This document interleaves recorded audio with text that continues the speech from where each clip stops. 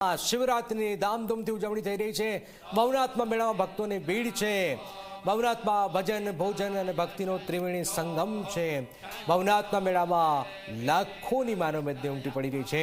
મેળામાં નાગા સાધુઓ તેમજ કાંટાની પથારી પર બેઠેલા સાધુ, રુદ્રાક્ષ વીંટાળી સમાધિ અવસ્થામાં બેઠેલા સાધુઓ લોકોમાં આકર્ષણનું કેન્દ્ર બન્યા છે। ભવનાથમાં ભક્તોના ભોજન માટે ખાસ વ્યવસ્થા છે। ભવનાથમાં સુરક્ષાની ખાસ વ્યવસ્થા પણ કરાઈ છે।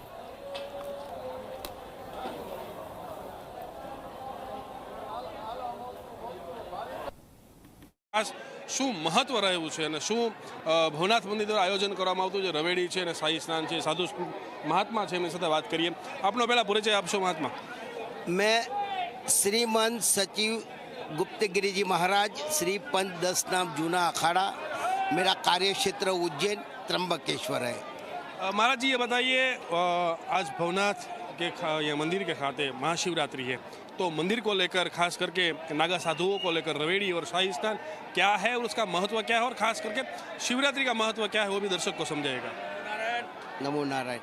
पहले जो रैया पर्वत थे वो पौराणिक काल से जूनागढ़ को रैया पर्वत के जाना जाता था, और उसी वक्त से जब शंकर भगवान तपस्या के लिए यहाँ रैया पर्वत यानी कि अपने जूनागढ़ में आए, उसी वक्त माता पार्वती रुष्ट हो गई।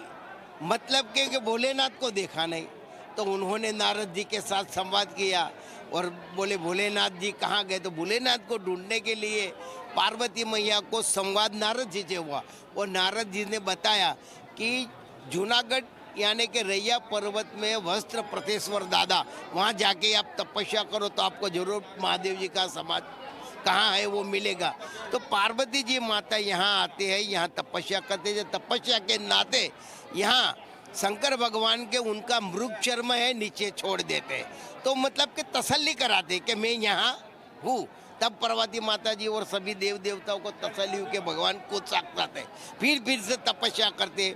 तब शंकर भगवान बोले कि हे पार्वती जी, मैं आपसे प्रसन्नता हूँ, और मैं ये भवनाथ महादेव यानी कि भवेश्वर महादेव तरीके जाने जाते हैं, और मैं यहाँ जो लोग मेरा दर्शन करेगा उसका कर्म पूर्व का कर्म नष्ट हो जाएगा और कली काल में उसका कल्याण होगा। हमारे गुरु जी मान्य कि हरिगिरी जी महाराज के सानिध्य में 13 अखाड़ों के साथ को 13 अखाड़ों के महामंत्री है, और सभी महात्माओं के साथ लेके यहाँ मुर्गी कुंड में हमारे देवताओं को स्नान किया जाएगा।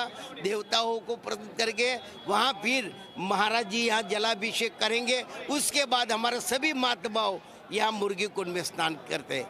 आदि अनादिकाल पौराणिक काल से ऐसी कथा जानी है कि साक्षात दत्त महाराज, भोलेनाथ और हजारों संत वर्षों के हमारे साधु संत सन्यासी महात्मा जो अदृश्य रूप से आते हैं और मुर्गी कुंड में समा जाते हैं। और जूना अखाड़े से, दत्त अखाड़े से हमारा देवता शाही स्नान के रूप में एक जुलूस के रूप में निकलता है, और उसी परंपरा जो प्राचीन काल की हमारी परंपरा थी, उसी परंपरा को लेकर के हम लोग इस कार्य को अपना जो है शोभा यात्रा, और जो हमारी यात्रा निकलती थी उसी प्रकार से यात्रा निकलेगी।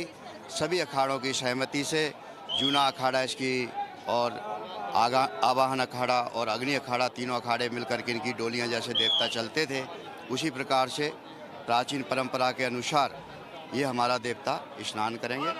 साधु संत महात्मा खास કરીને નાગા સાધુઓ જે છે એમનું મુખ્ય મહત્વ જે છે ભવનાથ મંદિર અને જૂનાગઢ તળેટી ખાતે રહેલો છે, અને એ ભાગરૂપે તે 13 અખાડાઓ જે છે એ રવેડી લઈને નીકળશે, અને ત્યારબાદ શાહી સ્નાન જે છે કરવામાં આવશે। શાહી સ્નાનની અંદર ભગવાન શિવ જે છે ખુદ પણ શાહી સ્નાન માટે આવતા હોય તેવી લોકવાયકા છે। કેમેરામેન અમિત મકવાણા સાથે ઉદય રંજન, ઝી મીડિયા, જૂનાગઢ। મોરબીમાં નવા બનેલા બ્રિજ પર